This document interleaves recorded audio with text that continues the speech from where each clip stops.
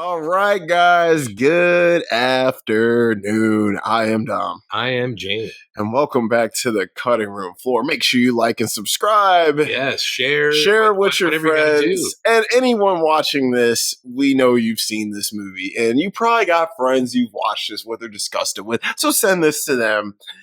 We're discussing a film that is very relevant. Yes. And it's 20 years old, but it's very relevant. It's more relevant. Does Dallas. That movie's way more than 20 years old. Yeah, that's 50 years old.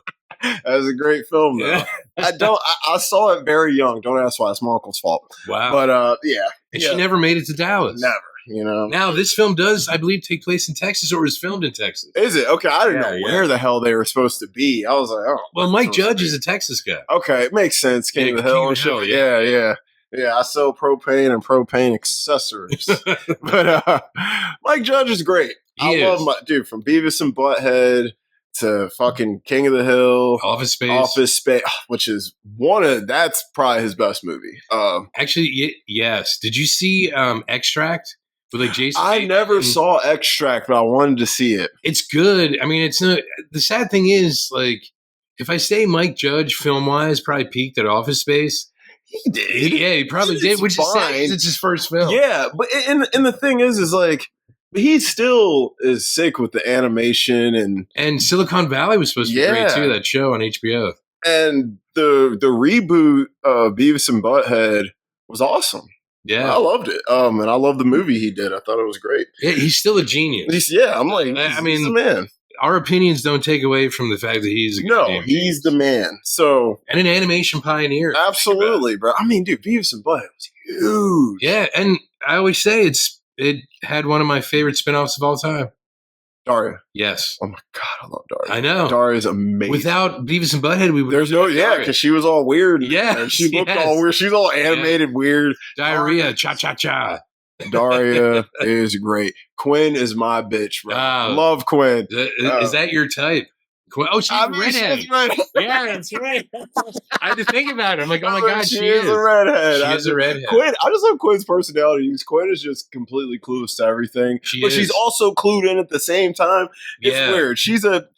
She's one of them. She's like, okay, it's like, yeah, you got the goth, like outcast sister, and then you got the preppy, bubbly one. Yeah. But if you had to have a preppy, bubbly sister, Quinn's the best you can get. Yeah. So Quinn's friends were terrible. Oh my god, Quinn, what are you doing? Yo, she was the worst. I can't remember that fucking girl's name. Yeah, she was terrible though. Yeah, with the nasally voice. Yeah, she was great. Now Daria's friends are awesome. You know, her friends are great. Jane is the best. Jane and Trent are two of the best characters. Love Jane. Jane's kind of my type too. You know, like them edgy joints too. So you know, but I don't know if you would be Jane's type, and I don't mean I would not be Jane's type, and I don't mean your color. No, I mean your gender. Yeah, I'm like, she definitely was a cunning linguist. You know? she spoke. You know, she plays softball, but wow. So she likes. Her favorite class is applied linguistics. Yes, sir. She majored in it. She did. So today we got Idiocracy. Yes. Like we said, after all that, 05, right? It's 05, right? It was filmed in 04. I think it was supposed to be out. I don't think it came out till 06 or 07. I think it was 06 or 07. Yeah. But it takes place in 05. Yes, it does. It for starts. A minute. Yeah, for a minute. And then we shoot 500 years in the future. But real quick, my favorite part of this film is the fact that there's 3 actors in it that were in Bottle Rocket. Obviously, Luke Wilson. Yes. Bob is one of the army guys in the beginning. And Future Man is the guy with the flamethrower. Oh, that's him. I kept watching, like, who is this dude? I was looking at him too. I was like, bro, I definitely seen this motherfucker. Yeah, it's Luke Wilson's older brother. Yo, the other Wilson. Yeah, like just the coach from Rushmore. Yeah, just like the Hemsworth have an other brother. You know what I mean? There's always that third guy that got no love. I would have known because he sounds just like Owen. He does. Yeah, yo, that's crazy. Yeah, Future Man and Bob. That's cool. I was like, what? And I noticed the one dude, one of the dudes in the secretary, he's the dude from Office Space, Michael Bolton. Oh yeah, he is. He is. And the other dude that Dax Shepard, Frito with the camera. Yeah. He's the yo. That sounds like the O-Face guy. Some Easter eggs. You're right. It is Michael Bolton. Yeah, Michael Bolton. David Herman. That's his name. Yes. The best part of Office Space is when he's listening to fucking Scarface. Hard shit. Yeah. Hey, and that black guy pulls up next to him. He rolls at the window and locks the door. I'm like, this fucking guy, bro. And then he keeps singing it low. Yeah, low. You know? Fucking hilarious. But anyways, Idiocracy. All right. So let's get into some stats here. Okay. Rotten Tomatoes, 71%. So it's fresh. You know, that actually doesn't seem bad. It's not bad. It's not a bad score. How terrible this movie kind of is. Yes. Production values. Yeah. There's so much stuff not to like about this movie. Yeah. But there's also so much so much to like. That's what I'm like. There is parts I was laughing at. You know. Yeah. It is. It's funny, but goddamn, the message is there. The message is brilliant, and that's the main reason why you watch this movie in 2025. Yeah, you don't watch it for pure entertainment in 2025. Yeah. You watch it to be like, God damn it, because right off the bat, like, okay, what's aged the worst? A lot of the language absolutely has aged horribly. Oh my god! I mean, dude, but it's in there. I realize why it's in there because the whole thing is like society having dumbed down to the point where those things are actually acceptable. They're acceptable, yeah. And so I get it, but at the same time, when you're watching it, you're like, hey. You're like, dang, I'm like. Because it's still not acceptable, but I understand in context in the film it is, so I can't have like my own. You can't. Yeah. But yeah. Anyway, I'm sorry. 71 for Rotten Tomatoes. IMDb 6.5, not bad. Yeah. Letterboxd is where I ain't fucking with it. 2.9. It's kind of low. And I was looking at the Letterboxd and I was looking at the people I follow and what they scored. Everybody kind of gave it a 2, 2.5, 3 range. But one guy, he is a film teacher at a school. He has a YouTube channel learning about movies. Very smart guy. He gave it a 5 stars. Really? And I read his review and I fully understand why he said that. And the first thing he said in the review, this is the stupidest smart movie you're ever going to see. And I'm like, it's true. Wow. You know what? Yeah. Mm-hmm.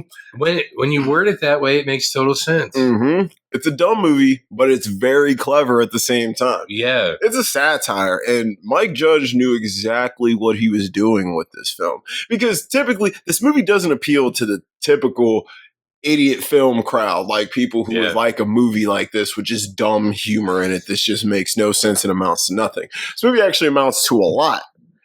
But it overstays its welcome for an 85-minute movie. Dude, it's only 80 minutes. It's only, I'm like, yeah, bro. It's not even, I thought it was 85. It's only 80. Oh my God. I was like, this movie should have ended around the 45, 50-minute mark. Yeah. Because it makes its point by then. Yeah. In my opinion. I think it makes its point and says what it has to say. The end is just like, oh my God. But I'll say this. My boy PTA, his wife looks nice in this movie. She looks fantastic. She looks great. I was like, man, her body was nice. Her skin looked Believe good. it or not, whoever did the costume design, like they really showcased like her curves. Her curves, yeah. And everything to make her look like, wow. I was like, Maya Rudolph, because I'm normally she's not really my flavor, but yeah, in this she was good in this. I was like, this is definitely, PTA was like, yeah, it's my bitch. Were they married? He was with her before that, though. Oh, yeah. I think they've been together like 23 or 4 years. Yeah, so it's like, but I think like also like the material, like the way like the light would shine off of it. Yeah, and then, she had that like foily dress. Yeah. It was all tight, had her bangs all mashed up. She looks like Kamala Harris at the end. She did. Yeah. When he was giving the speech. I mean, she was the first lady. Yeah. Kamala Harris. Like, wow. Yeah, that's funny as hell. So anyway, let's get into this film. This ain't gonna be a long one because this. Yeah. I mean, the plot is. Once you get into what it's about, what's happening, I mean, it's there's things that happen, obviously, but okay. So all right. So society, we're in present day, which would be 2005 to start, and society is already looking pretty bad. Yes. And so the military, they want to run experiments on people to essentially freeze them for a year. Yeah, like cryogenic. Cryogenic. It's essentially Futurama. It's Futurama and Luke Wilson's Fry. Yeah, so, that's what it is. Yeah, that is what it is. Because Fry is, a very average, regular dude. Yeah, very much so. And so they pick Luke. Luke Wilson works for the military, I guess. In like a library? This dude, he's like, hey, you're sitting on your ass all day. Yeah. He's like, well, shouldn't I train this guy? You don't need to train him to sit on his ass and watch TV. I'm like, there is some funny lines in it. But Luke Wilson does nothing. He's like, listen, he is the epitome of what everybody wants. I just want to put my time in and get the fuck out of here. Yeah. He's like, I have 8 years left. I just want to sit here and not be bothered. Please just let me get my 8 years so I can get my pension and get the fuck out of here. Yeah. And I think it greatly speaks to how lazy we've gotten as a society and how ambitionless we are. And because so many people walk around with no ambition, they have no hopes, no dreams, no goals, nothing. And I'm like, what do you do all day? I get up, I go to work, I come home, I play video games, eat food, drink beer, and I go to sleep and repeat it the next day. I'm like, bro, isn't there anything else you're passionate about? You don't like to write or do any art or make music or create or do anything. I've always had a creative mindset, so I don't understand. For me, I just don't understand when people don't want to share their arts and passions with the world, I guess. Have you ever heard of the concept of whoop? And I don't mean like whoop there. I don't, believe it or not. Unfortunately, that was the first thing. I figured. Yeah, no, go ahead. Tell me the concept of whoop. Okay, so that class I do, right? Last week we went over whoop, and don't ask me what it's an acronym, but I know the W is wish. Okay. So it's like you have like a wish. So it's like a goal or something you want to do. And then the O, and the P are essentially like setting up and implementing a plan to have that wish come true. Yeah. So a lot of people, like you, obviously, you might not realize it, but you whoop. I'm a whooper. Yeah, you're a whooper. Yeah. So Wolverine. I'm going to call you Wolverine. That's right. So you obviously know how to do that and get it done, but I don't think a lot of people understand. Yeah, I mean, I've always had things. Dude, since I was a kid, I've always been like, oh, your parents are like that, though, right? Yeah. Oh, yeah. Like they set goals and achieve them. Absolutely, yeah. So if you see that example, not everyone sees that example. Most people have Cleavon or whatever his name was, right? Yes. Yeah, you're right. Because, I mean, dude, I've always been interested in, I've made music, obviously my skateboarding is an art form to me, doing YouTube videos, writing things, like always something. I was never good at drawing or painting or but I always liked art, and I've always, practiced it, even though I'm no good. Yeah. I don't know. I'm into shit. But even if you're not good, I've seen plenty of art that is shit. Yeah. I mean, in Jackson art Pollock's, museums. You know what I mean? Yeah. Like I remember going to, I forget if it was the Met or nice, or the Whitney Museum of Modern Art. Nice. And it was like a white picture with like two blue lines, and they're like down the one side. Beautiful. And I'm like, this looks like a fucking beach towel. Like, what the fuck is this? There was one. It was actually like, I'm assuming it was all colors mixed together, but it looked like just a black canvas. I'm like, is this artist blind and he's painting what he sees? What the fuck is this? And he's gonna get. Like, I was so angry. There was at the Whitney Museum of Modern Art, there was like a pedestal with like an empty, you know how like bar soap comes in boxes? It was an empty box of bar soap. Well, don't ask me, bro. And this was like almost 30 years ago. Which is crazy. But still, I was angry. I was like, what the fuck is going on here? This isn't art to me. But to someone it is. So my point is, even if you think you're not good at all, it doesn't matter because it's still you expressing yourself. And that is still an art in and of itself. Yeah, and getting yourself out there. And I know a lot of people, there's things they want to do, but they're embarrassed or they don't want to be criticized or judged. I'm like, no one ever got anywhere without criticism. Yeah, or judgment. Not all criticism is bad. No. And a lot of times it will make you better. Like, like when I put my skate vids online, dude, it's not all fucking rainbows and whistles. Yeah, but by the way, judge my technique and things like that. And a lot of times it's helpful. But the thing is, like, the videos that I've seen of you, it always amazes me because I'm like, I don't know how the hell he can do this. And it's not even at your age. I just mean in general. It takes practice. It's it's you know how well balanced Corey is on a skateboard. So when I see you, like, how you like flip it and it goes and you can still keep moving, I'm like, it honestly blows my mind. I'm like, dude, This is fucking incredible. Yeah, my mom was like, I don't know where you got the athletics from. It wasn't from me. She did cheerlead, but like, she was like, all right, she didn't do no other sports. Yeah, look, cheerleading is a sport. It is a sport. I don't care what anyone says. Oh my God, especially the competitive ones. Holy shit. But anywho, it's a pyramid scheme though. That's the problem. It is. Yes, it is. And I'm trying to be at the top. No, I'm playing. How about the bottom? Just kind of look up. Hey, I'll hold it. You ever seen Bring It On? I never saw it. I never did. I'm sorry. Bro, we never have to cover that one. I fucking love that movie, but it's a great Kirsten Dunst film. But anywho, so the whole point we even got into this whole tangent about creativity and art and putting yourself out there is because Luke Wilson's character doesn't want to do anything. He doesn't want to do a goddamn thing. He's like, I just want to put my time in and get out of here. And that's the mindset of a lot of people. And I think Mike Judge realized that in writing this movie, or where he got the idea. And he's like, he saw the future. He's like, as a society, we're going backwards. Yeah. We're way less creative. We're way less motivated. It's like, what are we doing? I mean, and it shows just in the medium we're talking about today, cinema. Bro, how many remakes do we get now?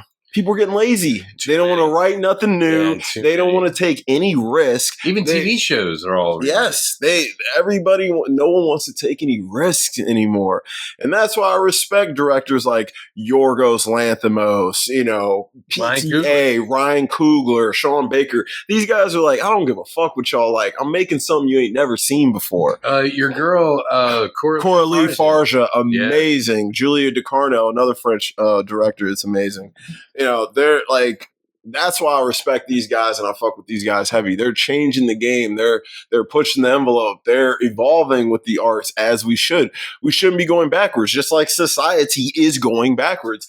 And Mike Judge saw the future. He's like, we're getting lazier, dumber, and we're getting more hateful. Yeah. Look how mean they were to Luke Wilson's character. Yes. All because he was different. Yeah. And it's like, sure, he may look like them on the surface, but he's different than them. Yeah. And they treated him as such. But then, of course, he made him look stupid, which wasn't hard to do. but so I don't need your help, buddy. So Luke Wilson's character, what the fuck is his name? Bob? Joe. Joe, yeah. So it's Joe Bauer. Joe Bauer, that's right. Yeah. So Joe, they're like, listen, Joe, we need to see you. And he's like, oh, great. So what is he, the general, whatever the hell he is, the dude who's running the army shit. Yeah. He's fucking hilarious because he's been hanging out with Upgrade. Yeah, he's like the colonel. Yeah, the colonel, whatever he is. Showing the slide. Yeah, he's showing. Bro, a pimp's love isn't like square's love. He's like, guys, this is real, like, this is different. Yeah. And he's got all these pictures. He's wearing chains and shit. Yeah. It's funny. So the colonel's been hanging with Upgrade, who is the local pimp, okay? And yeah, because they couldn't find a female volunteer. They couldn't find a female volunteer. So Upgrade volunteered, wasn't it Rita? Rita for this experiment. So they wanted a male and a female, which makes sense. Yeah. So they were supposed to be frozen and going into the future for 1 year. Supposed to be frozen for 1 year. Well, some shit got fucked up, and they ended up being in there for 500 years. Yeah. Oh, yeah, because the guy, the colonel or whatever, got like arrested. Yeah, because he was doing dirty because of the sex ring or something.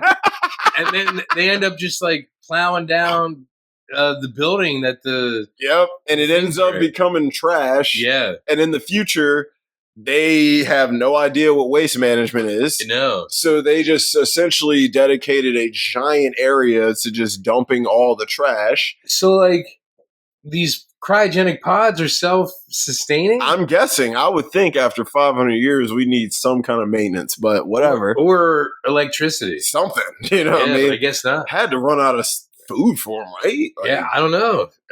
I mean, that's sort of a nitpick, I guess. I guess so. I guess so. There might be quite a few nitpicks. This movie's so stupid. Like, if that's like, you know what I mean? Like, I can excuse that. But I really have like two nitpicks, and that's one of them. That is one of them because I'm like, the other one is like, if everyone's so stupid in the future, how do they keep the lights on? Right? How are they doing a lot of things? How is Brondo even making anything? Yo, seriously. Everyone's so fucking stupid. Bro, plants crave electrolytes. Yeah. What are electrolytes? Right? It's like, what... It's in Brondo. It's in Brondo. It's what plants crave. Yeah, everything is branded. Everything is branded. Yeah. And it's like... Because even Frito is named Frito. Frito is named Frito. Everything is branded. And it's like... all the T-shirts and everything. Mm-hmm. Like, and it's got that, like...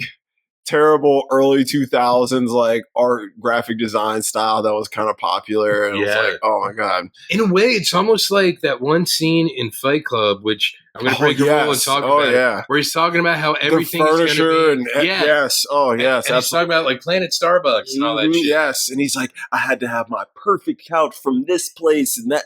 It's the same thing. This is a very materialistic, consumer-driven society. My god, it's Josie and the Pussycats. It's a shitty Josie and the Pussycats. That's really what it is. We should do that next week. We really should, and I have it on Blu-ray, and I'm totally down to watch it. That's a great movie. Love that movie, bro. Love it.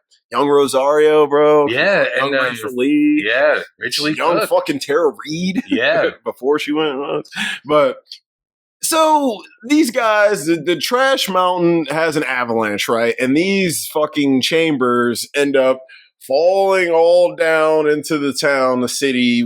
It's a city, whatever city they're supposed to be in. You said Texas. We'll just it's in Austin. I don't know. Yeah, that might have been where. Yeah, I was like, it doesn't feel Houston-y. It feels more like Austin. So we'll just call it Austin. And Dax Shepard, Frito, who honestly he might be one of my favorite characters, low key. I just love Dax Shepard. And I really love him and his wife together. They're a good pair. Oh, yeah. Veronica Mars. Veronica Mars. Yes, great pair. But so he crashes in, so Luke Wilson's chamber crashes into Frito's house, his apartment. Yeah. And he's watching Oh My Balls. No, Al. Al My Balls. Sorry. Yeah. Al My Balls. Which is it reminded me of you ever seen America's Funniest Home Videos where guys keep getting hit in the balls? Well, something like that, but it kind of reminded me of what was that show? Jackass? MXC? Most Extreme Elimination Challenge. Dude, it was an Asian show. Dude. Do you remember that show? Right you are, Ken. Dude, I love Kenny Blankenship and Vic. Oh my god. His fucking name, but I love those dudes. Get on. Dude, I love that fucking show. That show is great. I used to watch it all the time. I think it might still be on. It's on Tubi. It probably is. Dude, I love that fucking show. Yeah. So that's what Al My Balls reminded me of. Something along those lines. Or what was that one? Vic Romano. That was Vic Romano, Kenny Blankenship, and Captain Tennille. They try to make a bunch of American type versions of that, and they all kind of weren't as good. Yeah, because that show was on ABC and then TBS. Yeah, whatever the hell it was. That's a classic. So that's kind of reminded me of, but what he's watching just shows you where society is. It's this is what you call top level entertainment, and. So he crashes into Frito's house. He comes out, and of course, Frito's like, "Who the fuck are you? You broke my house." Yeah, yeah. And then when he gets up, he has to pull his pants up because his seat is a toilet. Yeah. I'm like, what the fuck? And it flushes. I was like, wow, I can't believe it. These subtle things to show. There is a lot of the attention to detail in this is amazing. But the weird thing is, if they're that stupid and that lazy in the future. Who came up with that? Someone smart somewhere. Yeah, that's what I mean. There has to be. There's somebody because, man, they make it seem like. And I hate to be that angry about it, but it's it can't be that shitty because there has to someone has to run. There's a nuclear power plant to talk about. Yeah, somebody came up with a tattoo currency system. Yeah, someone built that machine. Yeah, that's you need an intelligent guy to make that. So it's there, like you said, there are things in place. It's not like people are running around naked. You know, there are things in place. Yeah, people are making the clothes. They're making clothes. They're doing stuff. But it seems like Brondo is a huge part of the economy. Yeah, because once Brondo crashed, everybody's like, "You crashed Brondo." Yeah. Half the country's employed by Brondo. Yeah, you know. So I'm like, damn. But so sounds like a monopoly to me. So Luke Wilson, he gets there and he's fucking with Frito, who is Dax Shepard's character, who ends up becoming his lawyer. But yes, he does. Yes, but Luke Wilson, he got sick somehow, right? What did he get sick from? He had to go to the hospital. Oh, no, he just went to the hospital right after he came out because he wasn't feeling well. He wasn't feeling well. And he's like, I think it's the drugs the Army gave me. Mm-hmm. He's like, just call the Army. And they're like, bro, what the fuck are you talking about? Yeah, they don't know what. Justin Long's like the doctor. Yeah, because later on you find out they have like a guitar-me, I think is what it is, right? Yeah. So Justin Long's like, dude, bro, you'll be all right. Like, we'll charge you for these meds. Just give me your tattoo. And he's like, you don't have a tattoo. You're unscannable. You're unscannable. Yeah. Dude, you're going to jail. So, and this is like, I think it's pre-accepted, probably dodgeball era just. No. Accepted was totally out before this. No, when this was filmed. When was this film? 04? This was filmed in 04. Accepted came out in like 06. No way Accept is that old, that new, bro. Yeah, 06. Check it. For real? It's after dodgeball. I believe it's after dodgeball. I thought dodgeball was 04. I thought dodgeball was like 02 or 3. No, dodgeball was 04. Dude. It was the same year, I think, as Starsky and Hutch. For real? Yeah. Let me see. I gotta see that. Because I was like, I saw Accepted. I feel like I was so young when I saw Accepted. It is fucking 6. Yeah, I cannot believe that movie's that fucking new. Yeah. Damn. Even though this is definitely even though it's 19 so years weird. Yeah. I can't believe that 20-year-old movie is that new. Yeah. What? God, I can't believe I was that. Man, I felt like I was so much younger when I saw that. Yeah, that movie is so new, you won't go to jail for dating it. You're right. You're right.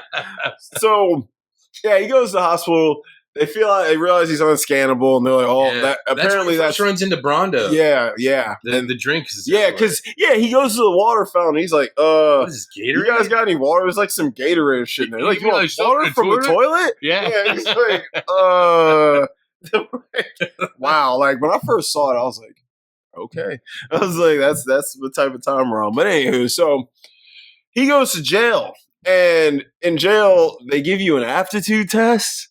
Yeah. Why? I don't know. See, and also, here's the other thing. Who came up with the aptitude test? An idiot, because it's... But they would have had to program the computer. That is true. That is true. There is some smart people somewhere. Yeah. So the biggest nitpick of this movie is, where are the hidden figures that are making shit work? Yeah, where are the black women that we don't see? Yeah, right. Taraji P. Henson is somewhere around, bro. Like, come on. Yeah, because this would have been years before Date Night. Yeah, what's the one? What's her name? Janelle Monáe. Oh yeah, she's in it. Yeah, she's hot. Yeah, the one from Glass Onion. Yes, she was so good in there. Yeah, she's really good in there. They were hidden figures good. Young Glenn Powell, very young. He was one of the astronauts. But so he takes his aptitude test, and bro, these are like a 5-year-old would pass this 100%. Yeah, it's like putting square blocks in a square. Yeah, if you have one 3-gallon bucket and one 5-gallon bucket, how many buckets do you have? He's like 8. That's why people are dumb.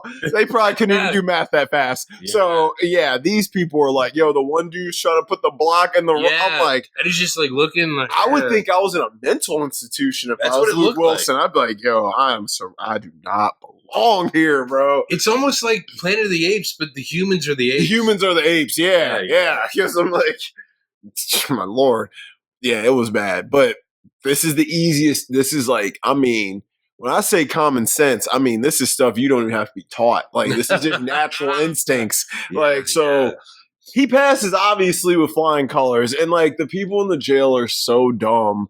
He, like, breaks out just by telling them he's getting out. Hey, dumbass, it's the other line. Yeah. So he literally just tells the dude he's getting out of jail. So he sends him to leave. And the one dude's like, well, you're not in the system, so I can't let you out. And he turns around and he just runs out. Yeah. And like he just breaks out of jail. And the guns on the outside of the jail shoot each other. Yeah. I'm like, goodness. So they're like, the cops are looking for this dude. And you know what I love? The prison guards, this was, spoiler alert, this was my prop I wanted. The prison guard had like one of those Under Armour style t-shirts on, and it just says guard in these hideous letters on the front. And I'm like, I just want the guard shirt. I'm like these COs are great. So he's running amok in the streets, and he's just trying to figure out what's going on. He's like, well, he realizes finally, hey, I'm in the future, because he sees a newspaper or something that has a date on it. It was when he was at the hospital. Yeah, he saw the magazine or something. So he realizes he's 500 years ahead, and he's like, I gotta get back to my time for a number of reasons. One, everyone here, this place looks terrible. Yeah. And it's like every movie we watch that's set in a dystopian future, it always looks shitty. Yes. It always does. I have yet to see a film set in the distant future.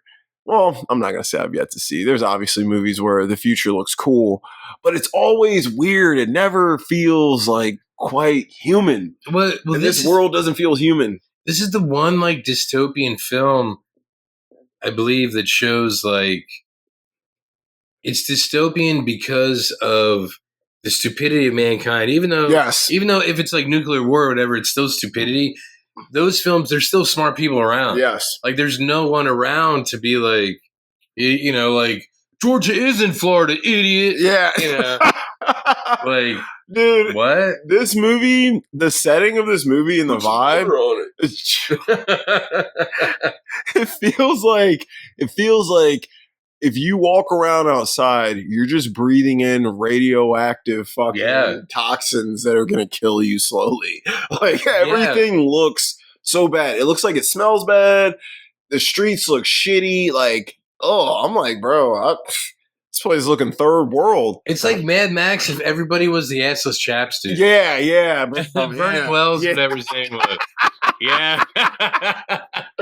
Yeah, bro. I'm like, shit, I'd rather live in the Mad Max world if you want to be real, dude. At least those people had some form of brains. Because there's like a drought and dust. Yeah, just dust bowls and like, my God, these people. I mean, dude. Costco. Welcome to Costco.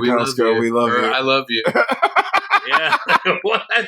Yo, it's so dumb. So he's running amok through the city, and his plan is, you know what? Maybe I can get in a time machine. So he goes to see his public defender, Dax Shepard, Frito, who didn't do anything to help him not stay out of jail. He ganged up with the other guy. Yeah. Him and the other lawyer, he's like, that guy said, I'm like, bro, who the fuck are you? So the trial was absolutely terrible. And you're just like, what the fuck? So he runs back into him. And he's like, listen, bro, I like money. And he's like, oh, you like money? You like $1 billion? He's like, yeah. He's like, what if I give you $3 billion? He's like, well, the machine is $5 billion. So it's like, oh my God, it's like the whole. I'm just like, God. How much would that be after? That's like 80 billion. 80 billion. 80 billion? Like, so like, I'm like, my brain cells are just, I can hear them just going away. But like, I'm like, Christ. They're like ironing out the wrinkles of your brain. Real shit. So you can forget everything. Yeah, just go away. So they're on the streets running amok. He's like, I'm going to get you to the time machine. Well, of course, the cops are after him. They run into Rita. Oh, yeah. Rita isn't that smart either, but she's still 20 times smarter than the average Joe. Joe is the average Joe. Joe is the average Joe. And she pays, and some guy, this Spanish guy, pays her. She's like, well, I'll charge by the hour. He prepays her for her time because she is a prostitute. Well, he's paying to wait 2 days. To wait 2 days, yeah. And she's like, it's going to be a couple days. And he's like, yeah, baby, you ready? She's like, nah, it's going to be a couple more days. By the time this is over, you're going to be paying me. You're going to be paying me, yeah. Like, so it's terrible. But and Rita. Hold on. Before this, he does get a tattoo with his name on it, so they think his name is Not Sure. Oh, Not Sure, yes. Oh, my God. Yes, they think his name. And it's on his Not barcode tattoo. Not Sure. Yeah, because it just, and you know what? Let's talk about the Not Sure scene, because that's one of the more relevant parts of this movie that is still fucking a problem today. Speaking to automated motherfucking machines. Yes. Dude, it's the I bet. I'm like, just give me a person. Oh, and that's actually how he got arrested. That is how he got arrested. It wasn't for breaking into the house. After he left Frito's place, that woman was trying to get some food from Carl's Jr. Carl's Jr. For her kids, and she didn't have any money. and Carl's Jr. said, "You're a bad parent. Yep. Carl's Jr. will, be taking your kids." And the cops came after she left and found Joe, and the cop is like, "Are you an unfit mother?" That is yes. And then they found he was unscannable. So they tackle him, and that's how he got arrested and went to jail. Are you an unfit mother? And then Milton from Office Space has like the Wolverine hair. Yeah. as the judge. Yeah, another cameo. Yeah. So Mike Judge obviously has his dudes, which is cool. And he's also one of the voices in King of the Hill, like the fatter friend. Oh, the one who always wears the white wife beater. Yeah, I believe so. Yeah.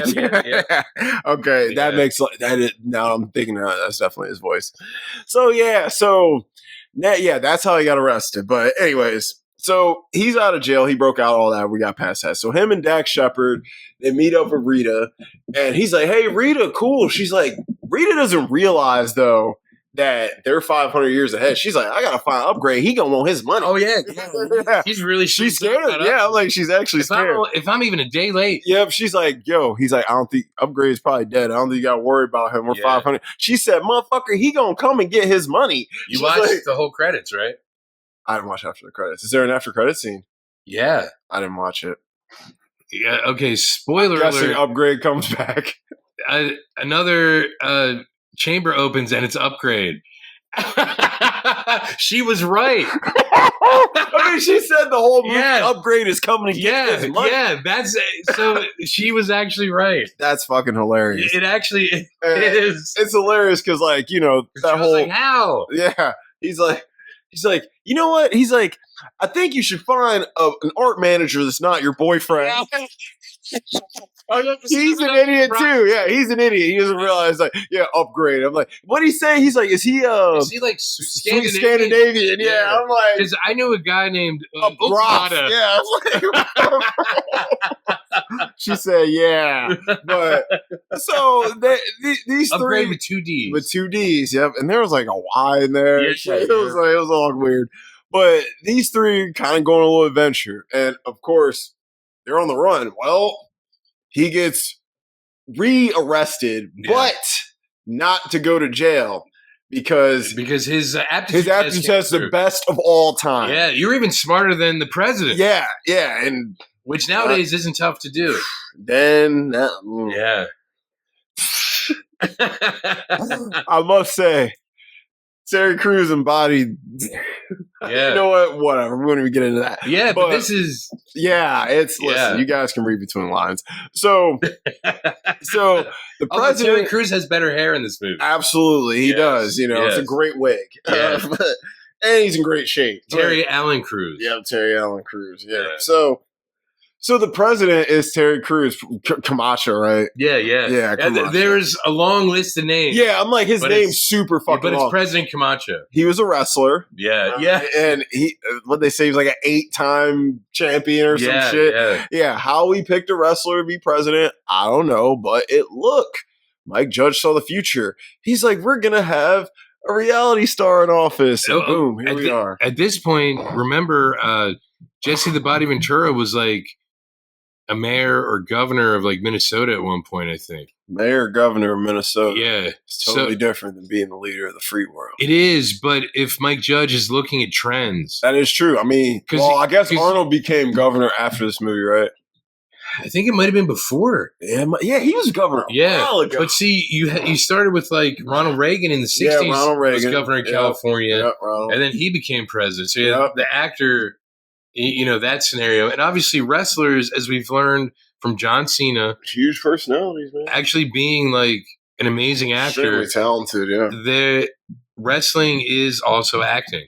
Absolutely. Oh my God. It's performative as fuck. Yeah, it is a sport. It's a sport. It's athleticism. But dude, you have to, if you don't, so many wrestlers don't make it because they don't have the personality. Yeah. You have to have that something about you to make the fans rally against you, or you'll just be a stepping stone guy. You're a guy that you're going to lose to the guy people like more. Yeah. Even if you're a better wrestler, you're going to lose to the personality guy. And the thing about John Cena at wrestling, like I watch Peacemaker, as you know. I can see him. But when he's wrestling, I just can't see. You can't see me, baby. Can't see me. I love when he first came out, because I was actually still kind of into wrestling when he first came out. Yeah. He was rapping. He used to wear a big ass chain with a lock on it. Really? Yeah, dude. He used to wear the jorts, oversized t-shirts. Yeah. But he was hood as fuck, bro. He was. I was like, yo, I love this hood dude. But he was great, bro. I remember. I think that was summer like 3 or 4, he won that WrestleMania. That was fucking great. But he was the man. He was a great wrestler. Yeah, he's on his farewell tour right now. Is he? And he's apparently, believe it or not, I don't know about in the wrestling community, but I do believe it. But anyone who works with him says he's the nicest, kindest dude like ever. Dude, he seems like a really cool. I've never heard anyone say anything bad about him. And he's like the number one like Make-A-Wish person. He's always doing stuff for kids, and he's always like, if he's somewhere like let's say like a Comic-Con now because of like Peacemaker and everything, he'll, no matter how long the line is, he's gonna talk to every fan. Yep, yeah, that's the kind of. They say like, Denzel's like that too. Yeah, like that amazes me. That renews my faith in humanity. In humanity, yes, yeah. I love hearing stuff like when I hear like guys were really cool, or I hear people met a guy and they're like, "Yo, he or she was so nice." It's always great. Just really quick while I'm on my John Cena kick, because I just love him so much right now. I think it was, I forget who it was. I was reading an article and they were talking about him, how, oh no, it was the woman who he did that show with that was kind of like MXC when it was on TBS. And I forget her name, Nicole Byer or something. She was saying how people would always like come around and do like the "you can't see me" thing and stuff. And they would always come to talk to him, and he would always go and talk to them and take the time. And she's like, "Doesn't that bother you?" And he's like, "No." Well, no, because that's how they know me. Yeah. And that's how they relate to me. Yeah.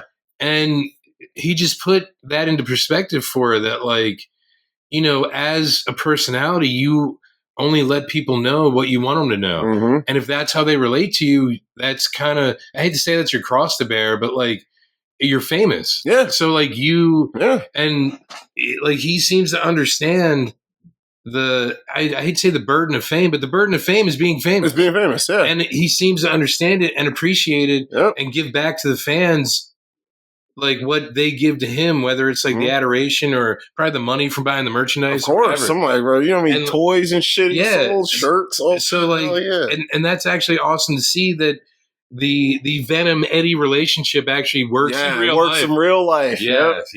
He's a man right now. He is. He's the hottest wrestler actor right now. Then I'd say Dave Bautista's like a nice close second.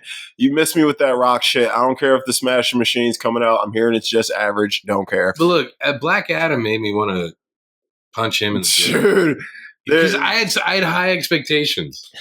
So. I hear mixed things about his performance. A lot of people did like it. A lot of people like it. But anyway, yeah. So I understand why he would make a wrestler president, because the trends are wrestlers are more famous than they used to be. So you could parlay that into a political. You could, yeah.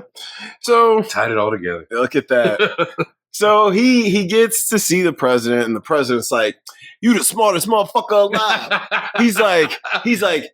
This man is going to save us. Yeah. He's going to fix it in a week. In 1 week, he's going to fix the economy. He's going to solve our crop problem, and he's going to solve our dust problem. Yeah. And he's like, and he's going to do it in a week. He's like, a week? What the fuck? Yeah. And he's like, oh, shit. He's like, I'm stressed, bro. Then you'll get a full pardon. You get a full pardon, though. And he's like, oh, yeah? Yeah, man. Have this beer. Well, give me one of them beers. You drink one, too. I'm like, so... They present the problem, and dude, his cabinet. Oh my god, look at that kid. Dude, the little wankster kid. Oh yeah, he's like, that was good. You sure he ain't the smartest? Yeah. I'm like, these guys. So yeah, that kid, that kid, and then Michael Bolton. Oh my god, he is funny though, and the like fat dude with the long hair. He reminds me of Horatio Sands, but I know it's not him. That's who he reminds me of.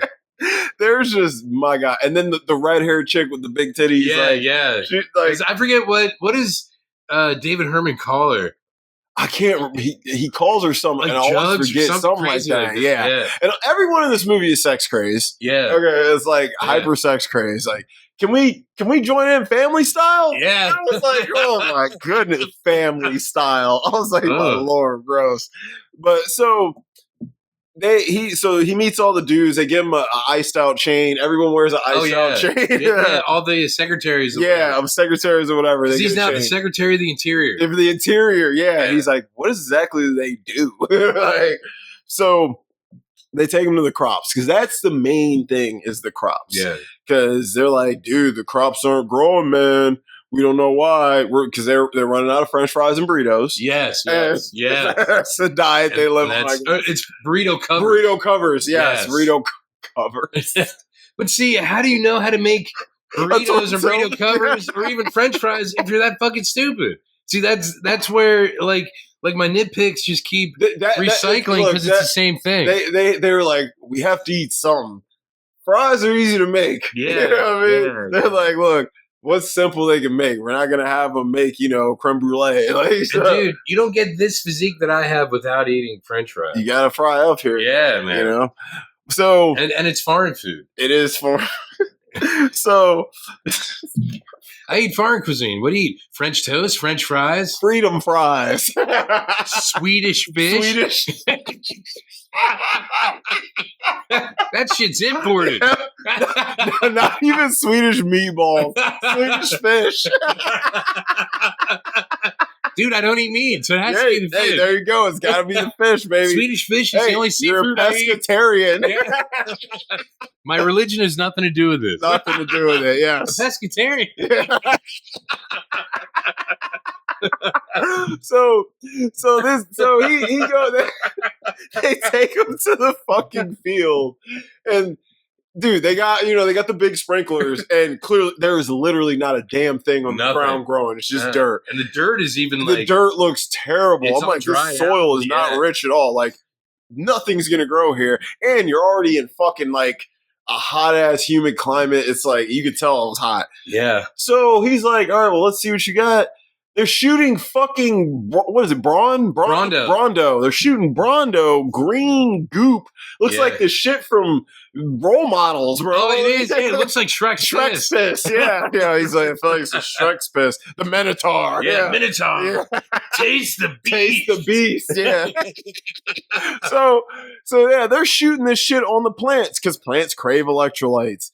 And he's like, guys, I think they need water. They're like, water? What? From like the toilet? Yeah. He's like, should we get all the water out the toilets? And that's what they do. That's what they do. So they start, the plants obviously take time to grow. Yeah. So it's not going to be a week. But in the process of figuring out the plant problem, when you stop spraying Brondo on them, the dust storm stopped. Yeah. So he stopped the dust storm. And he is making some progress, and they're happy with him, but it's not coming fast enough. Yeah, and Brondo stock tanks. Now, these people are fucking morons. They still have a stock market. Yeah, somehow. What? Right. What even happened? Who is running Wall Street? Yeah. Right? Like, who is doing it? Yeah, I need to know these questions. Yeah, you know. They're all unanswerable questions. There's a lot of unanswerable nitpicks. It's unanswerable nitpicks. Yeah. That's what they are here. They're unanswerable nitpicks. But he ends up getting Rita to come along. He gets her a pardon because she got arrested for... Was it soliciting? I think it was. Yeah, she got arrested for... Yeah, because the guy calls her a whore. Yep. She got arrested for soliciting, finally, which we knew that would happen eventually. Yeah. But he gets her a pardon, and they're like, the only way she's coming is if you're, No, she didn't get arrested for soliciting. She got arrested for not putting out and taking the guy's money. That's right. It wasn't for soliciting. Yeah, it was not. Yeah, because he's like, I could go for a Starbucks right now. No time for a hand job. Yeah. And later on, Rita becomes like CEO of Starbucks or something. Yeah. But so he's basically like he's like, listen, he's telling her the plan, and he's telling him that he's gonna fuck her, so they'll leave her alone. Yeah. But then they want to come in family style. Yeah. And he's like, sorry, maybe later. She's a little tired from us. And he's like, we're already done. Yeah. You want us to make sure she's putting out? Yeah, that is right. Yes. Yep. So they start figuring things out, but unfortunately, it's not happening fast enough. So what do? they lock him back up. Yeah. You know what I mean? And this time they chain him to a huge rock. She's like, you think you can escape this time? Nah, they chained me to a giant rock. Yeah. So his chances for escape this time aren't there, even though if he would have used like a quarter of his brain, he probably could have figured out how to escape. Yeah. But because these guys are wow. And they don't care about their jobs. And so, I mean, dude, everyone's wearing Crocs. Yes. You know? Because at the time, Crocs was a startup when they were filming it. Mm-hmm. And no one knew about Crocs. And the woman who was a costume designer didn't think they would take off at all. Nope. I mean, it took a while for them to take off to the point they are now. Like, because I mean, I'm like, Crocs been around forever, but I'm like, they just got really popular in the last like 5 years, 6 years. Probably once this movie became reassessed. Now that I think about it, I don't know. The kids wearing Crocs weren't watching Idiocracy. That's true. Yeah, like everyone watching Idiocracy isn't wearing Crocs because Idiocracy is a movie for smart people, even though it's dumb. Yeah, like because Idiocracy is a movie for you to put into perspective how current society is going, and it makes you sick if you have any kind of a brain. Yeah. So because I'm like, God, it makes me sick that this movie is so relevant. And it is like the product placement everywhere. Like, why do you keep saying Carl's Jr.? Because they pay me every time I say it. It's a great way to make money. Brought to you by Carl's Jr. Yeah. So, you know, there's ads on everything, just like there is now. You can't walk 4 feet in life, like, without seeing an ad. Unless you're in like a residential neighborhood, you're anywhere out in the public with, you know, the populace, you're seeing ads. You're seeing somebody's always selling you something. Always. And this movie embodies that. And money is very big here, but clearly the economy is shit. Yeah, because like that dude was paying her like $10,000. Yeah, dude. She's like, the fuck kind of money is this? Yeah, a lot's changed in a year. Yeah, that is what she said. A lot changed in a year. Yeah, dude. I think that Carl's Jr. meal was like $2,000 or some shit. Yeah. So I'm like, money is I don't even know here. I'm like, what's the hourly wage? $300 an hour? Like, I don't know. So minimum wage had to be $200-$400. Like if a Carl's Jr. meal is costing you 2 bands. Well, I was talking to this dude earlier today, and we were talking about like when we first started working. Mm-hmm. I was like, when I first started working, like minimum wage was what, $5? It was $3.75, like 34 years ago. Damn. So like, I guess it would have been in next spring. It'll be 34 years. Mm-hmm. So it was like 92. Yeah, it was May of 92. So if I think about it, because of inflation and everything, whatever I get paid now might be the equivalent of getting like that. Dude, yeah. Is that depressing? It is depressing because people are like, I'm getting paid this. Wait, what? But I got to pay, you know, $30 for a carton of, or $100 for a carton of cigarettes. Yeah. You know, whereas a pack I guess a carton was like to be $100 these days. Yeah, because a carton back then was what $30? No, it was less. 25, might have been like 20? 10 or something back then. God, yeah, because dude, cigarettes used to be like what, like $1.50 a pack? Yeah, something. Yeah, so cheap. If you buy the carton, it would be like a discount. Yeah, it's also you got a pack for free. Damn. So a carton is like 100 bones now. So it's kind of like. Right, like milk, am I really getting milk paid wasn't more? even $1 for a gallon. Yeah, you know what I mean? yes. I remember I drove a Volkswagen Rabbit, so it was diesel. It was like 75 cents a gallon. Yeah, I'm like, dude, but hey, that was a good car. Oh, it was, yeah. Yeah, I'm like, Volkswagen Rabbits are awesome. And look, dude. You had a 5-speed? I was like, dude, it's one of the best. The gears are so close, you can't fuck it up. Mm-hmm. Yeah, I drove a Volkswagen Rabbit. I think it was like an 89 or 90. I think it was dope. I was like, dude, this would have been a sick car for like high school. Yeah. But, yeah, so like you said, inflation ain't really making that much more when you think about it. I mean, just like you said, like, dude, it's the groceries alone. Like, shit. Yeah. But, so anywho, but Rita figures out the crops are starting to grow. Yeah, because Joe ends up going to he's sentenced to 1 day of rehabilitation. Yes. And rehabilitation is like Greco-Roman Coliseum thing. Yeah. With like monster trucks, the bulldozer. Yes.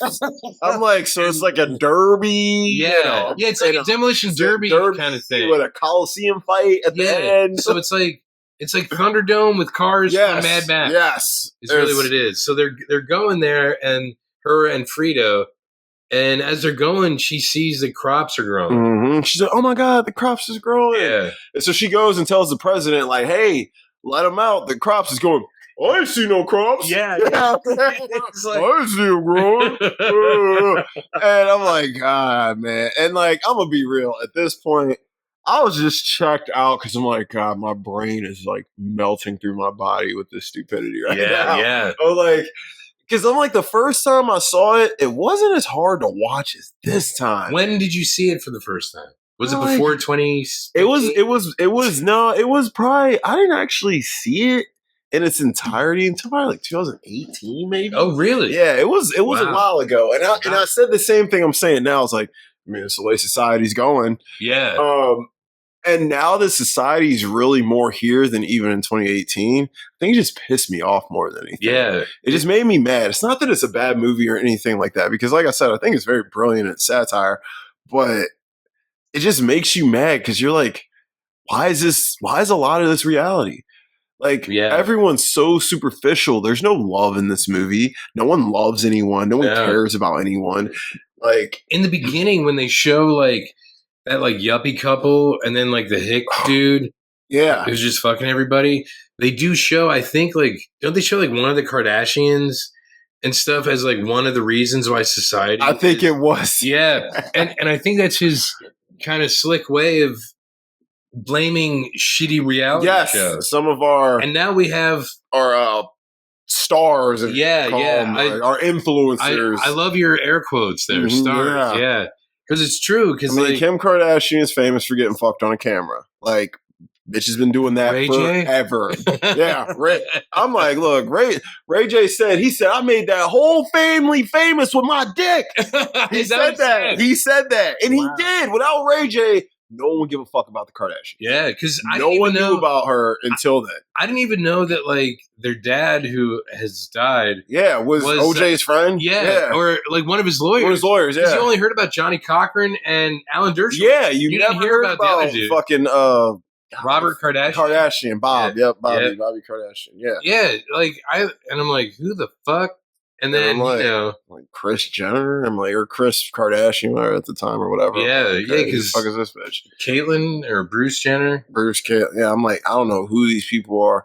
And I saw the Ray J tape back in 7th grade, and I was like, was that around the same time you saw? Yep. Around the same time. I think I saw. You knew what I was going to ask you. Absolutely. One night in Paris, like I said, the Batista was the side B on One Night in Paris, and I think I was in 7th grade when I came out. I think the Kim Kardashian maybe was 8th or 9th grade.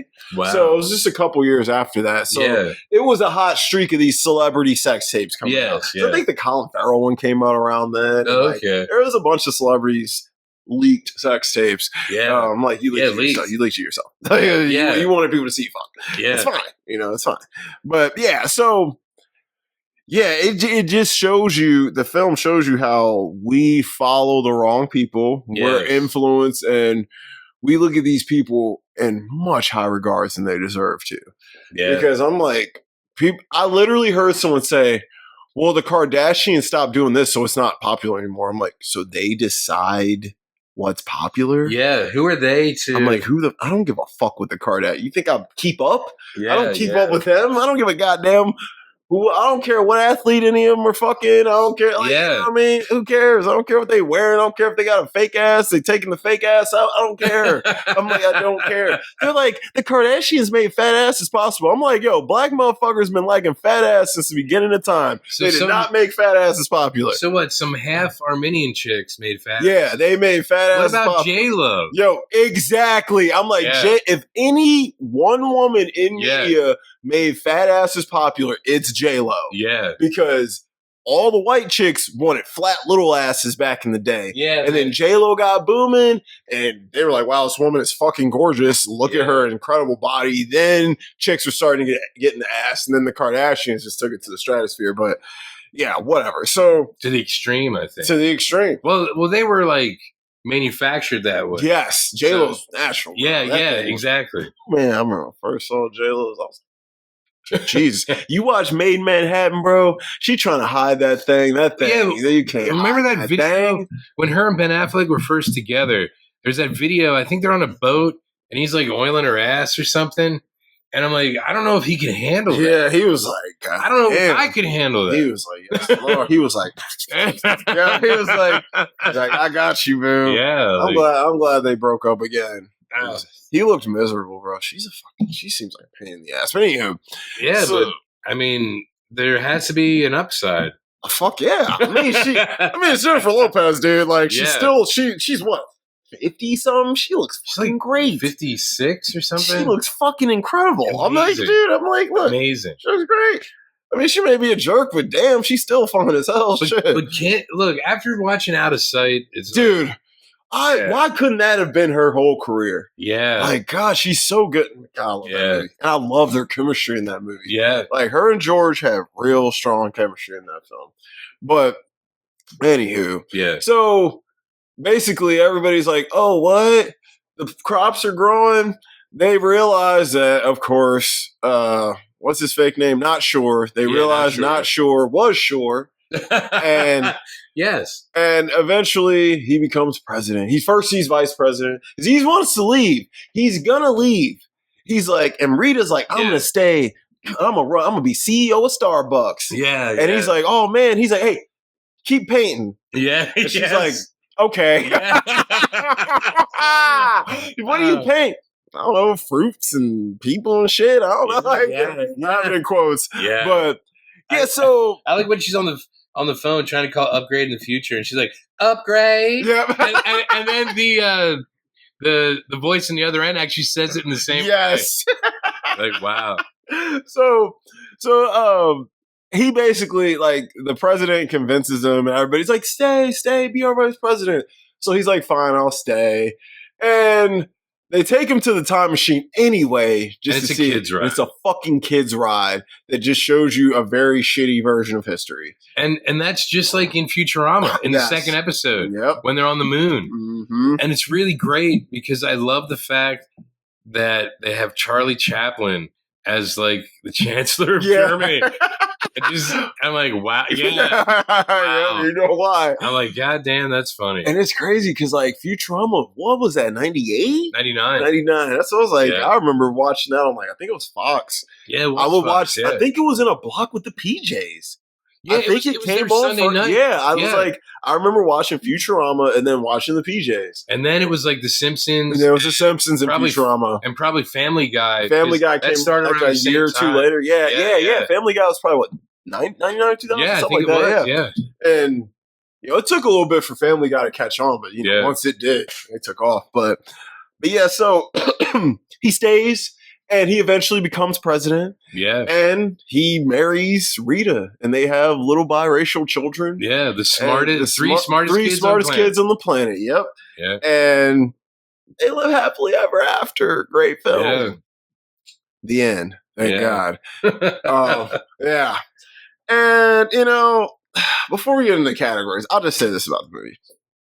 I don't think it's bad. It's not a bad movie. It serves its purpose. That's the thing. This movie has a purpose. It's intentionally bad. It's very intentional. Yes. Yeah. It's all satire. It's all supposed to be this way. But that doesn't mean it makes it more digestible. No, because I'm like, man, I was like, I think it's supposed to make you uncomfortable. Yeah, yes, and it does, its job. That's like this movie does its job.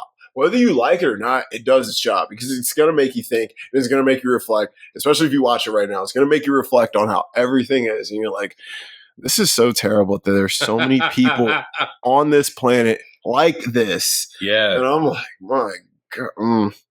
This movie it infuriates you a little bit. Do you know what actually gives me hope? This is what gives me hope.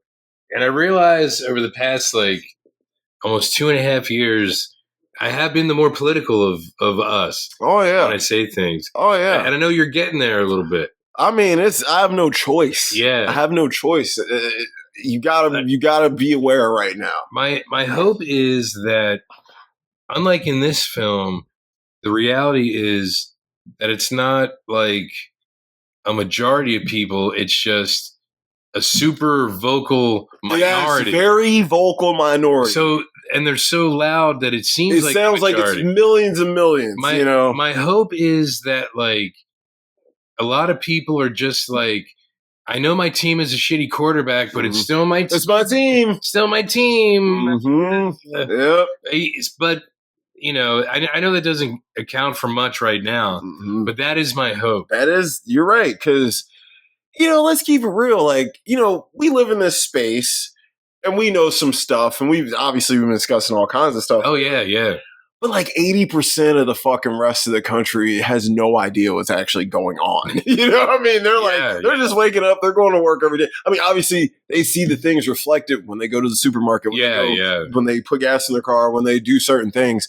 They see that, but they're not aware of policy changes and, who some of these people are. Yeah. Just like most of the people didn't even know who CK was. Like, who the fuck is that? Yeah. Most 80% of people.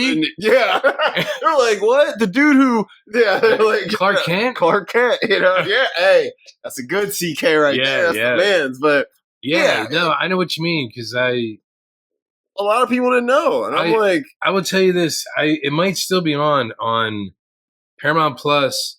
The Daily Show's Jordan Klepper had a special because he would go out on the Daily Show and do like go to like Trump rallies and stuff and talk to MAGA. He's like considered the MAGA whisperer. Okay. And he did a special a couple months ago about like MAGA, the next generation. And he talked to college students at colleges where CK was going and visiting. Like after he was there or while he was there, he would actually talk to these kids. And it was a special on Paramount Plus, bro, and it was actually pretty good. That's where I'll check it out. That's where I learned about this guy. Yeah, I mean, really the first time. I mean, I learned about him actually a long time ago. I first heard some of his shit probably around 2019. So I was like aware of who. That's when the day everything went down, you brought it up. I was like, and we were both kind of like, yeah. I was like, that was a weird day. But I mean, I'm just going to throw something out there, and this isn't meant to reflect anything good or bad or any kind of point of view, but a community college dropout going to universities and debating college students and telling them how shitty colleges are and college educations aren't important. Do you think something might happen at a college when you're downing? Because a college is a business. It's a business for sure. It is a business. Huge one. And I know his business was that, but like you're interfering with a big business in the country. Because I mean, it's a loud voice, dude. Yeah, it's a loud voice, and it's like huge following. It's like if you're costing a business money, I'm not saying there's any conspiracy there, but I mean, this current generation, they're not going to college. They're not. The Gen Zers and what's the next one? Alpha?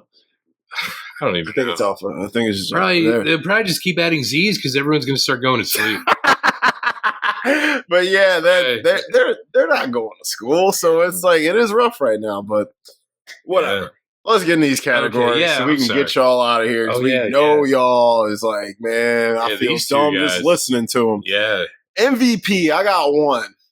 Mike Judge. Yes. Because this isn't Luke Wilson's. This is not Luke Wilson's MVP or his peak season or none of it. Honestly, like, whoever the wardrobe person for Maya Rudolph. Yeah. Oh, yeah. Honestly. They made Maya Rudolph look sexy. Much better than I honestly see her as. Honestly, she was sexy in this movie. I was like, damn, her body's nice. I'm like, all right, PT, I see what she was looking at. Yeah, I see what she was looking at, dog. So, I mean, they got like 4 or 5 kids, so clearly he likes what he sees, But yeah, Mike Judge, definitely. Yeah, for sure. Because, Luke Wilson, dude, you were in Tenenbaums. Yeah, dude, you were in, I mean, he's a bunch of other shit. Yeah, even I would even say Bottle Rocket's more of a yes. You know what I mean? Like, because he is the main character of Bottle Rocket. God, he is. You're right. He is. It isn't indignant. It's not. It's Richie. Is that his name? I forget. That is what his name. Dude, yeah, because it's been a while. He's the one who's fucking Inez, right? Yeah. So he's the main character for sure. Peak season. I have Maya Rudolph. Yeah. Because this is her biggest role. She's ever really had. She's like second lead. Because in Bridesmaids, she's very much a supporting character. Yeah, she's more supporting. Like Rose Byrne's more of the co-lead than she is. Because it's really about Kristen Wiig versus Rose Byrne. Yeah. Rose Byrne's amazing. So, that's what I have. No one else. Yeah, no. Best quotes. Oh, go ahead, bro. I got you. There is a lot in here. Yeah, there's a lot of really good ones. Yeah, there is. Because I do have a list here. Okay, go ahead. Evolution does not necessarily reward the intelligent. And I was like, well, ain't that the fucking truth? Yeah. Well, it's not my sperm count. Get your hands off my junk. It's just a lot of these are just shit you hear in the background, like some random guy say. Yeah, I think he can figure out how to sit on his ass and watch TV all day. Oh yeah, yeah. Joe here is not one of our best men. What you paint mostly? I don't know. People, fruit, and shit. He said, "Okay, my niggas, we're almost set here." Oh my god, yeah, what the fuck, bro? I was like, I totally forgot that was in there. Yes, like, random. Yes. And that is like the nerdiest dude. That's why he had to say it, right? I'm like, bro, he got you looking like the coolest motherfucker on the planet. Next on the Violence channel, an all new Oh My Balls. The Violence channel. He sounded pompous and faggy to them. Oh, yeah. Excuse the language, guys. Like we said earlier, it's a quote. This is a quote from the film. These are all quotes. This is not my vocabulary. I don't approve of this. Yeah, and it's the narrator, I'm assuming, using the vernacular of 2505. Yeah, and it's like, obviously it's supposed to show you how primitive we're going back to being. Yeah. You know, I mean, that's not even like, do people really use that like an insult anymore? Like, believe it or not, maybe in some circles, I'm guessing, but like, I believe they do, but it's usually like, it would be like a white on white crime situation. Yeah. You know what I mean? Yeah. Yeah. Like, if you say fag to me, I'm thinking about a cigarette. Yeah. And when are we going to England? Yeah. I'm like, shoot. Water? You mean like in the toilet? You talk like a fag and your shit's all retarded. Yeah. Oh, yeah. Language. Yeah. I'm like, and that's the doctor. Down. Yeah. I'm like, I wrote this down. My first wife, hey, it's all right. My first wife was tarded. She's a pilot now. Not tarded. That's what he said. You know what's really sad? CK would be okay with that if she's white. Yeah, as long as she's, yeah. When I see a black pilot, I think, man, I hope he's qualified. Oh my god, that is terrible. I was like, this guy is a hoot. That's out of context. Yeah. Well, what's the context? Yeah, it's all, I'm sorry. We won't even get it because, context. Well, that's out of context because it's not in the movie. You're right. It is out of context. Yes. Unscannable. Oh, yeah. The number one movie in the country was called Ass. It won it. Go ahead. Give them the whole thing. And that's all it was for 90 minutes. Yeah. It won 8 Oscars that year, including Best Screenplay. That shit didn't make. I was like, just an ass. It's an ass, right? And it farts, and it's like, it ain't even a nice ass, bro. I'm like, man, we couldn't have got like a nice woman's ass, and some skinny dude's ass. Enjoy your extra big ass fries. Judge, she be like, guilty, peace. That's the other lawyer. Yeah. Don't say stole. You're my lawyer. Please deposit $2,000 to connect your call. Yeah. Like, what the fuck? Your first name is not. Your last name is Shore. Yeah. You're in the wrong line, dumbass. Over there. Yes, God. So, shut up. You broke my house. Yeah. Oh, I like money. Yeah. I sound like Forrest Gump. Like, you kind of did. Go away, Baton. We're looking for an escaped individual. His name is not sure. So fucking dumb. You made me get in the car. I got 2 strikes, asshole. Oh, yeah. Yeah, that's right. 500 years. Upgrade gonna kill me. He mad if I'm a day late with his money. Oh, shit. I could really go for a Starbucks. Well, I don't think we have time for a hand job. You mind if I hit that, Joe? I like having sex with women. I think we all do. I think we all do. Brought to you by Carl's Jr. 5-time SmackDown champion, porn superstar, and the president of the United States. That's right. Porn superstar. Fuck yeah. Now get me a beer. Everyone gets laid at the White House. Hey, just draw me a map, okay? Oh, yes. Trying to ask about the fucking time machine. Yeah, and then he draws that stupid map. Yes. And then he hears the voice. He's like, see, I sound just like you. Shit, I thought there was two of you. Yeah. I was like, oh my goodness gracious. Joe, that's not sure, ma'am. Secretary, not sure. Oh, yeah. Oh, my goodness. A couple of us were wondering, can we go family style? Oh, God. Brando's got what plants crave. It's got electrolytes. What are electrolytes? What are electrolytes? Oh, shit. It's Upgrade. Oh, yeah. Yeah, when the brick when comes the brick comes through. There's a bunch of whores in the hallway. Oh, yeah. The guy's just like staring at a rack anyway. Like, huh? This guy just got his ass a pardon. Oh, yeah. You still gonna paint though, right? Oh, yeah. That ride sucks anyway. Oh, yeah. The And fucking like, time machine. Right? You thought there was a real time machine? For the smartest guy in the world, you're really dumb sometimes. And that's all I had. If you got any more, feel free. You think Einstein walked around thinking everyone was a bunch of dumb shits? Yeah, hadn't thought of that. Now you know why he built that bomb. Yeah,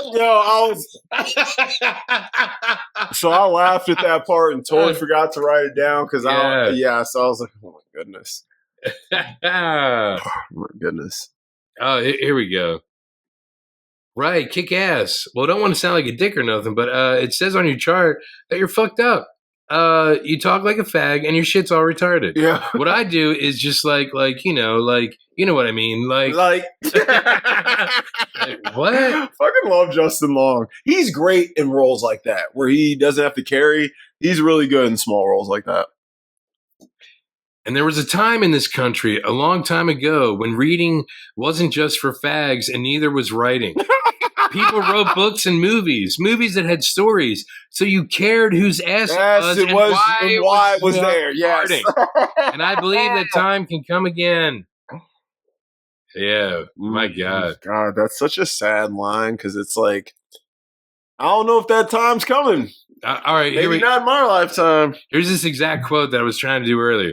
If you have one bucket that contains 2 gallons and another bucket that contains 7 gallons, how many buckets do you have? It's like, bro, back in woodshop, way back in the first day of class, my woodshop teacher asked us all a question. He told us to write the answer on a little piece of paper and turn it in. He asked us, what weighs more, a pound of lead or a pound of feathers? Yeah, obviously they weigh the same. Yes. You know how many motherfuckers wrote a pound of lead or feathers thinking it was some form of a trick question? Really? Dude, it was bad. I think out of like 30 kids, I want to say like 5 of them got it. I was one of them. I was like, well, a pound is a pound. And then my man, Matt Rayner, let rest his soul, he was like, dude, I thought it was feathers. I thought he was fucking with us. What? God damn. All right. Officer Collins was that dude in the beginning. Okay. So I'm just going to say just as one last thing. You see, a pimp's love is very different from that of a square. Yes. A pimp's love is very different. He had so many pictures. Yes. he was ready to do a whole presentation. He was like, guys, this is the best thing that's ever happened. Yeah. He got him a taste of some dark meat. Yeah. He's like, shit. Damn. And he's like, man, I'm on the wrong side. Yeah. All right. What's age the best? I have one thing. The message. Yes, because I think you're right. The message is, guys, we need to be on our shit. Because we're getting too complacent, and that complacency is sending us into hell. Yeah. So that's what I had. That's actually good because I had a hard time finding it. Ain't damn shit aged well. Yeah. Man. I mean, look, Maya Rudolph looks like she's incredible. Much different now. No, that's what I mean. Because even seeing her now, if she put on that costume, I'd probably still be like, "Wow, look at her! Yeah, she's get that wig and that costume on." Yeah, she's like 53 now. So wow. I'm like, she's getting in your age range. She is getting, you know what I'm saying? But hey, now, I'll leave that for my man PTA. Maybe she'll make a cameo in One Battle After Another. Oh yeah, I mean, she has been playing really, really, really tiny characters in like his last like few movies. So, really? Yeah, like she's like the secretary in Inherent Vice. She's like somebody working. She's working at the Halloween thing in Licorice Pizza. Oh, she when John C. Reilly's Frankenstein. Yes. Like she has random little roles in a lot of his more recent films. It seems like if the film takes place where there are black people, he'll put her in it. Oh, okay. Because you got to think about it. Like, if it makes sense logically, like Phantom Thread, there will be blood. There ain't no black people in there. Yeah, and that makes sense. So you're not going to see Maya Rudolph. But Inherent Vice, it's the 70s. Yeah. Licorice Pizza is the 70s, black people around. So, so he's like, if I can fit her in, I will. Yeah. If it makes sense, and PTA is obviously a genius, so whatever. That's awesome. What's age the worst? I said everything. And honestly, yeah, you're right. I'm like, you're right. Because you're right. It's now like depressing to watch. It is. I'm like, it just made me sad watching it. I'm like, I wasn't this sad watching the first time. I actually laughed a lot more the first time and got a lot more out of it this time around. I was just like, and I think it's because of the real life implications that I was like, God damn it, this movie is making me fucking pissed off.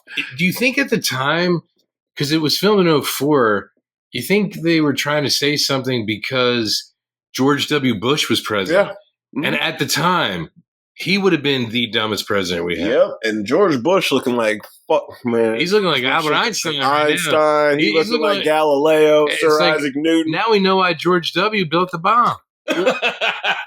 Yes, sir. George Cush is looking right, man. Shoot. Yeah, I totally agree with you on all that. Right about now, George Cush be fucking great. I'm like, he's probably sitting back like, I was that shit. Yeah. Like, honestly, after 2016 happened, I think Felicia and I talked like this probably only happened so he wouldn't go down in history as the worst president.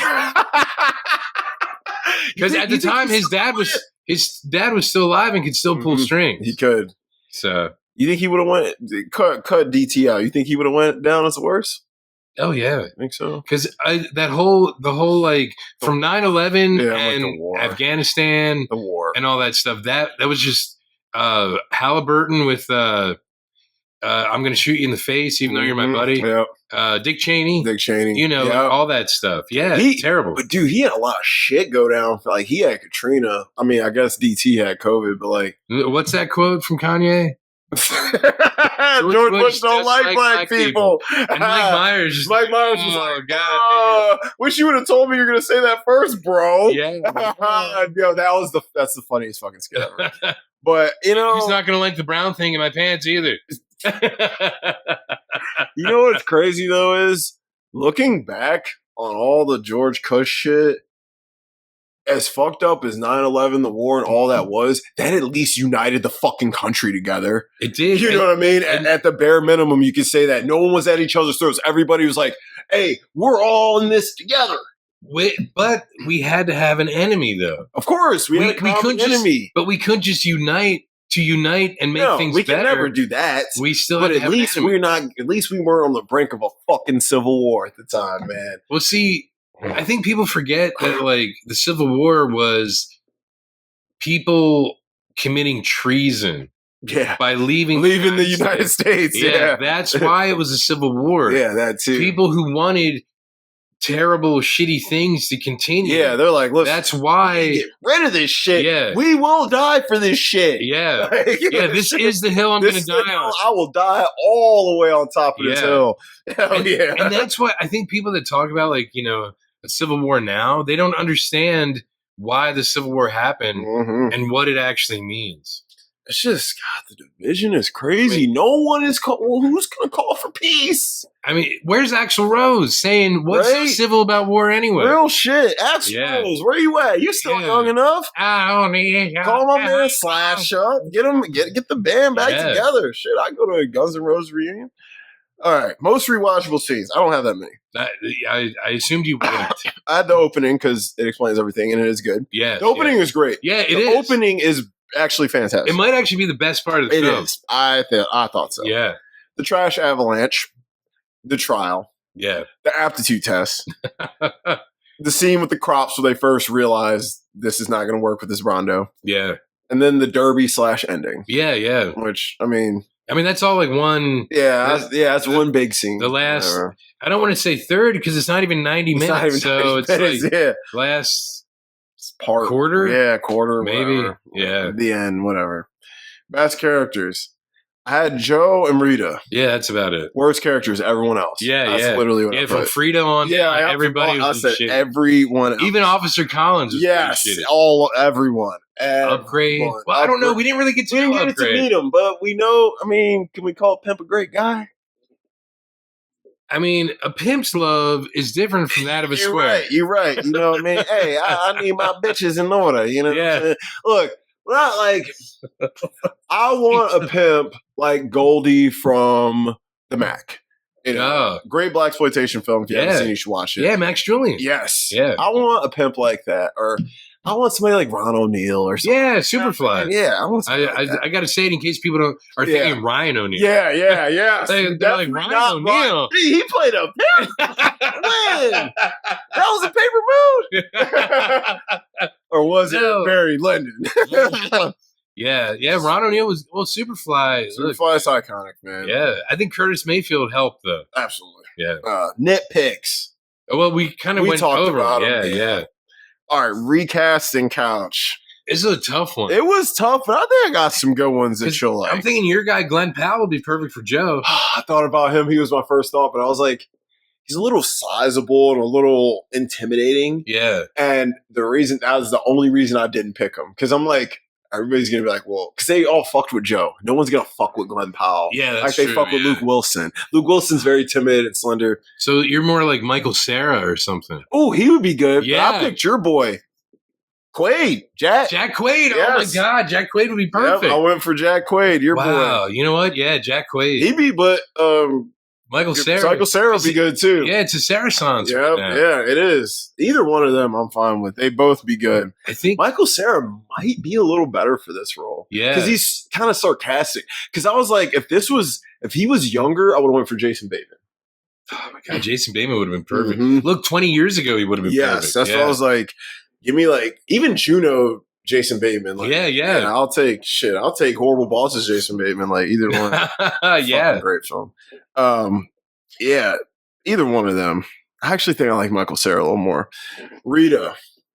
That was tough. I'm like, who can you get? Because I'm thinking of the look. I was thinking the obvious would be it's Zendaya. But I went for Zoe Kravitz because she's a little older. Yes. Mm-hmm. That would actually be awesome. Mm-hmm. I was like, she's a little older. Zendaya is so strikingly pretty. Obviously, Zoe Kravitz is gorgeous, but she's not as when you see Zendaya, you're like, holy hell, who's that? Yeah. And Zoe Kravitz, you see her, you're like, well, that girl is good looking, but she's not as steal your attention as Zendaya. Yeah.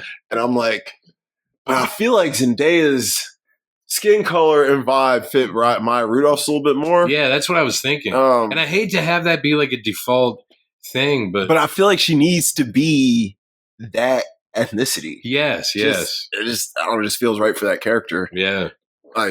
So she can straddle the line. Yeah, that's another one. It really doesn't matter to me. Either or would work. Zoe, Zen, Jack, and Zoe Mike. could direct it also. She's a director. She is, and I like her as a director. But I think you'll like her for direction. Okay. Frito, I had two. Pete Davidson.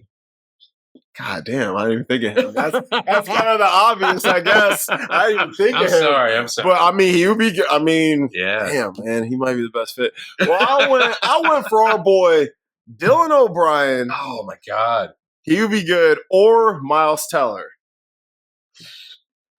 Pete Davidson. he's like kind of tailor made for this thing. I know that. Like, I know. That's why I was going for like obvious. Yeah, it's the obvious pick, and I don't know how I didn't even think of him. Yeah, God, I do. After seeing Saturday Night, Dylan O'Brien, that guy is awesome, man. Yeah, I was like, that guy is awesome. That's tough because I'm thinking of him as Dan Aykroyd. Yeah, God, he was so fucking good in that role, bro. God, him and Corey Michael Smith. I'm like, them two fucking really, honestly, everyone did, but them two, I was like, yo, I feel like I'm watching Chevy and Dan for real. Yeah. Like, that was crazy.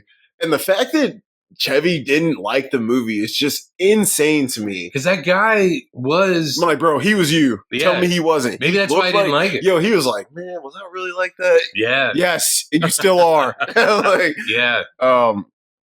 Dude, either or. Dylan O'Brien or Pete, another one. Yeah. Either or. It could work either way. The president. Who'd you have? Believe it or not, I was talking about him earlier. I was thinking John Cena, even though he's not brown. Well, I kept him race appropriate. Oh, okay. Now, if we were going white guy, totally John Cena, without question. Because I was thinking, like, you could go with, like, I wanted a wrestler or something. I was like, I did want a wrestler. Yeah, but, so who do you have? I didn't pick a wrestler because I was like, there's no, like, really big, popular black Oh, my God. Wait. Marshawn Lynch. Oh, my God, dude. That's great. Okay. That's the pick. That's it. I was thinking him from Bottoms. That is who we're getting. I had two. Okay. I had Winston Duke. Oh, my God. Winston Duke is great. For his size, and he is kind of funny. Yeah. Or John Boyega. Oh, well, see. He's a little bit smaller, but I was like, but he's not small. Like, like me and him probably about the same size. He might not be as tall as me, but we're probably about built the same. So I was like, he's a good enough actor to where he could pull it off. Yeah. But Winston Duke, he's got the stature. Yeah. You know? But fucking Marshawn Lynch is perfect. Yes. Oh, God. Yeah. And I was like, what black athletes get? How the fuck did? All right, that's definitely because we've been talking about him ever since we watched Bottoms. Yeah, God, he was so funny. He said, "Shit, what I want to understand is how y'all hoes started a fight club to get some coochie." I was like, come on, bro. God, I love that movie. So good. Let's go Marshawn. For Joe, let's go Michael Cera. Okay. For Rita, let's go Zoe. Okay. And for Frito, I think you gotta go Pete Davidson. Dude. Yeah. It's made for him. Yeah. So let's do that. That's not bad. That's not bad, actually. Yes, yeah. So director, you said who'd you have originally? Believe it or not, I was thinking like a Taika Waititi. He would do good with this. Yeah. He actually would. Yeah, that's what I was thinking. I went with the king of satire, Paul Verhoeven. Wow, is he still doing movies? Actually, that's a great question. Because obviously, like, if you think about it, RoboCop is a satire. Oh, my God. So is Showgirls. Yeah. Starship Troopers. Yeah. That's what I'm like, he's a king of satire. Yeah, he is. You're right. That's what I thought of him. If he is still directing, I would say yes. Yeah, I'm like, but I don't know if he really is. sci-fi it up. He would. And I think that's what it would mean. Yeah, he would go into the dystopian mode, which might make it a more palatable film. Yeah. So I'm like... Dude, he did Total Recall, too. He sure did. The first one. The original. Arnie. Yeah, and your girl, was it Sharon Stone? Yeah. Yeah. Wow. Yeah, man. That's what he's a king of satire, man. My God, you're right. He is. Okay, that's a good call. He should come out of retirement. We'll coax him out. Do like a John Huston directing Annie in like a stretcher. Yeah. I mean, just bring him out. Yeah. Yeah, that's actually good. That's good. Yeah. I haven't even thought of him as a satire director, but you're fucking right. He's a dude. I'm like, all his movies are satire. And if not him, this movie may be too dumb for him, but I did think about Alex Payne. He would make this. He'd be like, I can't do this. The thing is, it would have to be a book first. Yeah, he's an adapter. For him to adapt. He's an adapter. Like, I can't see him adapting someone else's work unless it's a novel. A novel. Yeah. Wait, what's the wine movie with Paul Giamatti? Sideways? Is that a book? Probably. If he did it, probably. A book, yeah. Sideways was good. Yeah. That was when he was married to Sandra. Right? Oh, yeah, yeah. Good in there. Yeah, I got the yellow fever. But I do. What's your favorite wine? Yellowtail. Yellowtail. Yeah, Yes, sir. All right, prop you want from the movie. I told you already. I want the guard shirt, the black one that has the guard and those shitty early 2000s letters. Believe it or not, like any one of the T-shirts that have like the weird, logos. I'm like they all like racing uniforms almost. Kind of look like that, Lord. Because they're so gaudy. They're gaudy, and I'm like, God, who wears? God, that world would suck to live in. Or it's not in the movie, but the T-shirt on the poster. With the brain, with the that's actually unfortunately, it's not in the movie, but yeah. So that's it. So that's the film. All right, grade it. I'd give it at least an 80.